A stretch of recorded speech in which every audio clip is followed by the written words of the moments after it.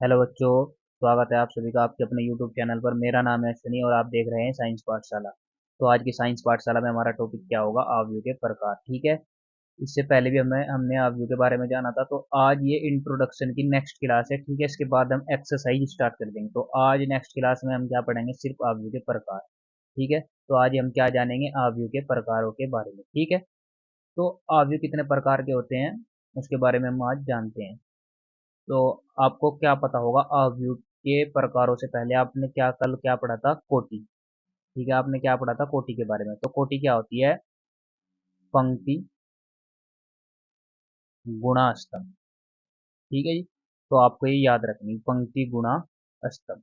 आव्यूह की कोटि क्या होती है? पंक्ति गुणा स्तंभ। ठीक है। तो पहले प्रकार में हम चलते हैं। पहला प्रकार क्या है? अस्तंभ आव्यूह। ठीक है। आपको नाम से ही पता चल रहा होगा, अस्तंभ। अस्तंभ तो इसका मतलब सिर्फ इसमें स्तंभ की बात होगी। ठीक है। तो ऐसा आव्यूह जिसके पास सिर्फ एक स्तंभ होगा, ठीक है, उसे क्या कह देंगे? अस्तंभ आव्यूह। एक आव्यूह स्तंभ आव्यूह कहलाता है यदि उसमें केवल एक स्तंभ होता है। उदाहरण के लिए जैसे देखिए, यहाँ पर केवल एक स्तंभ है, C1 है। यहाँ पे क्या है? R1। ये क्या है? R2। ये क्या है? R3। ये क्या है? R4। रो तो काफी हैं, रो तो आपके पास काफी है, लेकिन स्तंभ आपके पास क्या है? सिर्फ एक। तो ऐसा आव्यूह जिसके पास केवल एक स्तंभ होता है क्या कहलाता है? स्तंभ आव्यूह। सिर्फ इसके पास क्या होगा? एक स्तंभ होगा। तो उसकी कोटि क्या हो जाएगी? पंक्ति गुणा वन। इसका मतलब जितनी भी पंक्तियां होंगी उसे ले लो, एक स्तंभ ले लो, तो उसकी कोटि बन जाएगी। तो इसकी कोटि क्या होगी? M×N। तो आपको याद रखना कि स्तंभ आव्यूह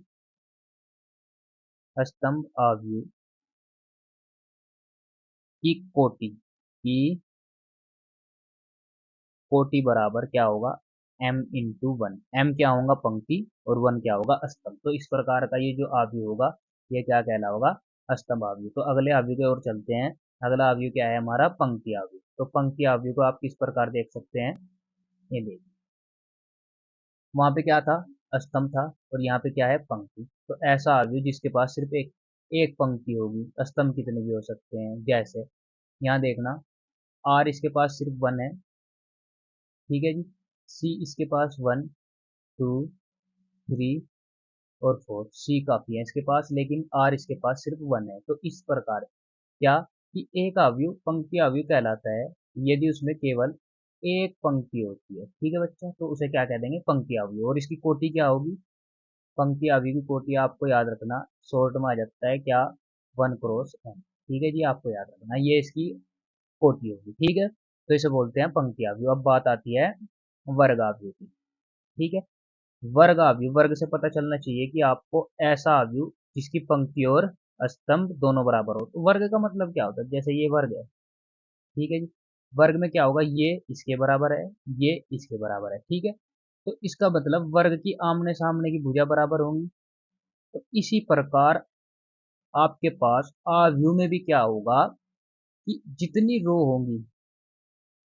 रो होंगी उतने ही आपके पास कॉलम होंगे। तो ऐसे इसे क्या बोल देंगे आप? वर्ग आव्यूह बोल देंगे। ऐसा आव्यूह जिसके स्तंभ तथा पंक्तियां बराबर होती हैं। इसका मतलब क्या होगा कि अगर उसकी कोटि M×n है, तो हम क्या बोल सकते हैं? M बराबर होगा n के। इसका मतलब जहां M बराबर n होगा, तो उसे क्या बोल देंगे? उसे बोल देंगे वर्ग आव्यूह। ठीक है जी। वर्ग आव्यूह। तो आपको ये याद रखनी बात, वर्ग आव्यूह ऐसा आव्यूह जिसके पंक्ति तथा स्तंभ बराबर होते हैं। अगर कहीं भी आपको ऐसा दिखाई देगा और पूछ ले वर्ग आव्यूह किसे कहते हैं, तो आपको डायरेक्ट बता देना है कि M बराबर n होगा जी वर्ग आव्यूह में। सॉरी, M बराबर n होगा जी वर्ग आव्यूह में। ठीक है। M बराबर n। M बराबर n। तो इस आव्यूह को क्या बोल देंगे? वर्ग आव्यूह। शॉर्ट में पूछ लिया कभी कभी, ठीक है। तो शॉर्ट में अगर पूछ ले तो आपने ये बोलना होगा। ठीक है। अब आता है विकर्ण आव्यूह। अब आगी बात विकर्ण की। जैसा आपने वर्ग पढ़ा ऐसे ही विकर्ण पढ़ लो। जैसे कोई वर्ग है, जब कोई वर्ग होगा तो उसका कोई विकर्ण भी होगा। तो अगर आपने रेखागणित में पढ़ा हो तो वर्ग के दो विकर्ण होते हैं, एक तो ये और एक ये। लेकिन लेकिन इसमें आव्यूह में क्या होगा, सिर्फ एक विकर्ण होगा ये। ठीक है जी, ये विकर्ण आव्यूह में नहीं होगा, सिर्फ ये वाला विकर्ण होगा। ठीक है, तो विकर्ण आव्यूह में आपको और कुछ नहीं याद रखना। क्या याद रखना कि विकर्ण आव्यूह वह आव्यूह होगा जिसके विकर्ण में एलिमेंट होंगे, सिर्फ विकर्ण में, बाकी सभी एलिमेंट जीरो होंगे। विकर्ण को छोड़कर बाकी सभी एलिमेंट जीरो होते हैं, विकर्ण आव्यूह कहलाता है। ये देखिए विकर्ण, ये देखिए विकर्ण, सिर्फ इसके पास एलिमेंट है, बाकी सब जीरो है। ठीक है, तो इस प्रकार के एलिमेंट आव्यूह क्या कहलाते हैं, विकर्ण आव्यूह। ऐसे आव्यूह जिनके विकर्ण में एलिमेंट होंगे, बाकी सब क्या होगा, जीरो होगा। तो इस प्रकार के आव्यूह को हम क्या बोल देंगे, विकर्ण आव्यूह। अब बात आती है अदिश आव्यूह। ठीक है जी, अदिश आव्यूह भी एक विकर्ण आव्यूह है। देखो इसमें पहले लिखा है एक विकर्ण आव्यूह, सिर्फ विकर्ण आव्यूह के बारे में बात हो रही है। एक विकर्ण आव्यूह अदिश आव्यूह कहलाता है यदि इसके विकर्ण के अवयव समान हो। बस कितनी सी चेंज बात हुई, चेंज कि विकर्ण के अवयव क्या हो, समान है। तो विकर्ण अवयव ही है, तो विकर्ण अवयव ही देखिए, है तो विकर्ण अवयव। इसमें विकर्ण विकर्ण में एलिमेंट, बाकी सब जीरो। लेकिन सिर्फ क्या डिफरेंस है कि इसके विकर्ण के एलिमेंट सेम होने चाहिए, जैसे रूट थ्री, बाकी सब एलिमेंट जीरो। तो ऐसा अवयव क्या कहलाएगा, अदिश अवयव। ठीक है, जैसे यहाँ -1 -1, यहाँ 3। ठीक है जी, तो हम क्या कह सकते हैं कि एक अदिश आव्यूह विकर्ण आव्यूह होगा। क्या कि एक अदिश आव्यूह विकर्ण आव्यूह होगा, लेकिन सभी विकर्ण आव्यूह अदिश आव्यूह नहीं हो सकते। क्यों, देखो ये क्या है, विकर्ण आव्यूह है, ये क्या है, विकर्ण आव्यूह है, लेकिन आप इसे अदिश आव्यूह बोल सकते हो, नहीं बोल सकते। क्यों, क्योंकि अदिश आव्यूह के लिए क्या चाहिएगा, अदिश आव्यूह के लिए चाहिए सारे एलिमेंट समान हो। तो क्या कह सकते हैं, अदिश आव्यूह विकर्ण आव्यूह है, लेकिन विकर्ण सारे विकर्ण आव्यूह अदिश आव्यूह हो, यह संभव नहीं है, यह सत्य नहीं है। ठीक है, अगली बात, अगला आता है तत्समक। अब यह भी एक विकर्ण आव्यूह है, विकर्ण आव्यूह है।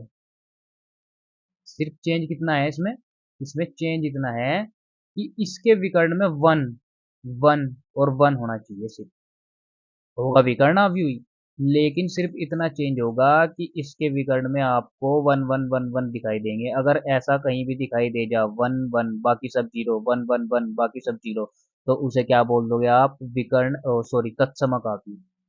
तो तत्समक आव्यूह एक विकर्ण आव्यूह है।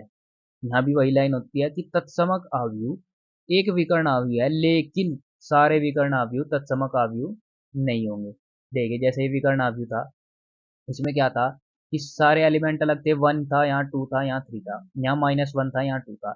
लेकिन तत्समक आव्यूह में क्या होगा कि इसके विकर्ण के एलिमेंट क्या होने चाहिए, वन। बस इतना सा डिफरेंस है कि तत्समक आव्यूह एक विकर्ण आव्यूह है, लेकिन उसमें क्या होगा, सभी वन वन होंगे, उसके जो विकर्ण के एलिमेंट होंगे वो क्या होंगे, सभी वन वन होंगे। अब लास्ट बचता है आपका आव्यूह का प्रकार, वो कौन सा है, वो है शून्य आव्यूह। अब शून्य आव्यूह में से नाम से ही पता चल रहा है कि ऐसा आव्यूह जिसके सभी एलिमेंट जीरो होते हैं। ठीक है बच्चा, तो ऐसा आव्यूह जिसके सभी एलिमेंट जीरो होंगे उसे क्या कह देंगे हम, शून्य आव्यूह। ठीक, तो जीरो, अगर जीरो ऐसा लिखा तो ये भी एक शून्य आव्यूह है। ठीक है, तो ये सब आपके आव्यूह के प्रकार थे। बाकी कल हम 3.1, तो कल क्या करेंगे हम, कल करेंगे 3.1 के क्वेश्चन एंड आंसर। ठीक है, आज ये जो आव्यू के जो भी था मतलब इंट्रोडक्शन, वो आज खत्म हुआ, तो कल से हम अपनी एक्सरसाइज शुरू कर देंगे। तो बच्चा आज के लिए यहीं रुकते हैं, तो आपको कुछ भी दिक्कत हो तो वो कमेंट कर देना। ठीक है, बाकी हम कल पढ़ेंगे। आज के लिए धन्यवाद।